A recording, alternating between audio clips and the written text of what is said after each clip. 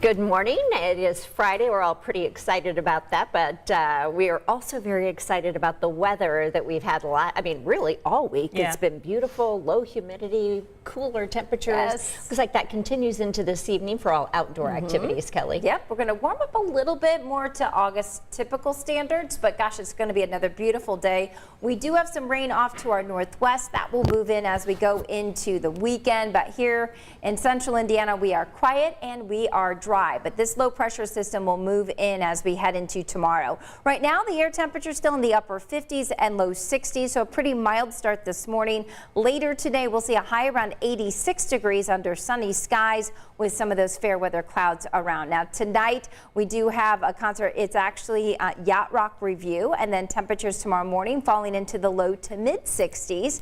We do have a risk of severe weather for Saturday. It's on the low end, but an isolated severe storm not out of the question. I think better chances of storms will be later in the afternoon into the evening. So that round that's moving in tomorrow evening will be the potential for some of those stronger to severe thunderstorms. Large hail damaging winds will be the main threats, and then most of that will be out of there by Sunday morning, but we still will see a few showers on the back side of that low pressure system on Sunday afternoon. It'll be cooler Sunday too, with highs in the upper 70s. Could see a few spotty showers Monday afternoon, but next week really looking pretty nice for, again, August standards. Yeah, it's great stuff. Well, a big congratulations this morning to the Hagerstown Little League team after are we still raising the roof? There, Yes.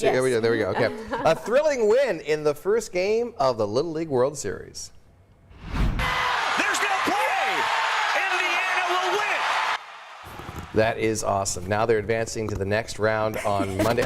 We've been talking about that kid all morning He's long. so intense. Man, well, the new thing now kids do is it's because Tom Brady, when Tom Brady comes on the football field, he always goes, "Let's go!" So kids, that's their battle cry now. So they scream. So you can see him He wasn't screaming. saying anything. He was just like. Well, no, staring you into- see him. If you see him, he's screaming, "Let's go!" a was few giving times. somebody But then he's the also eye. got crazy eyes. Yeah. In a good way. In a good way. Yeah. But what I love about the Little League World Series too is the sportsmanship, but also too, you have to realize this is not. Because, they say it's Great Lakes, and they're representing Indiana. Yeah. But this is not like an all-star team of the greatest 10 and 11 and 12-year-olds from Indiana.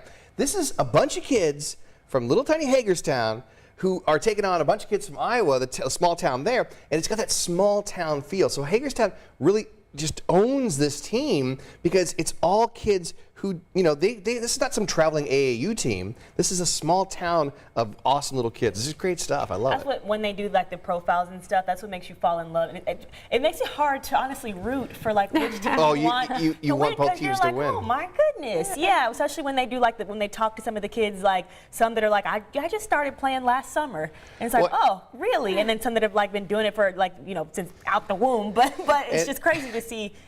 All these, like you mentioned, all from just different pockets of towns that you wouldn't have heard of before. Well, and the tough thing to even talk about, I don't want to get too long-winded here, but that kid from Iowa tried to make a play, tried to turn a double play, which would have ended the inning. Yeah. And instead he threw it over the first baseman's head, and so you feel for that young man because he tried to do great for his team and ended up losing the game first. If he would have held onto the ball, then it'd been first and third with 2 outs. So he tried to be the champ, the go-to guy, and it turned out he was the guy who kind of caused the loss. So like you said, you never want these kids. You kind of want it to end in a tie. You never want these kids to fail. That's why I'm no good at ever making brackets and stuff either, because I want everybody to win. I'm just rooting for everybody. So We'll keep rooting for Hagerstown. I'm sold on this Yes. one. Yes. So they will face the winner of today's game between Tennessee and Utah.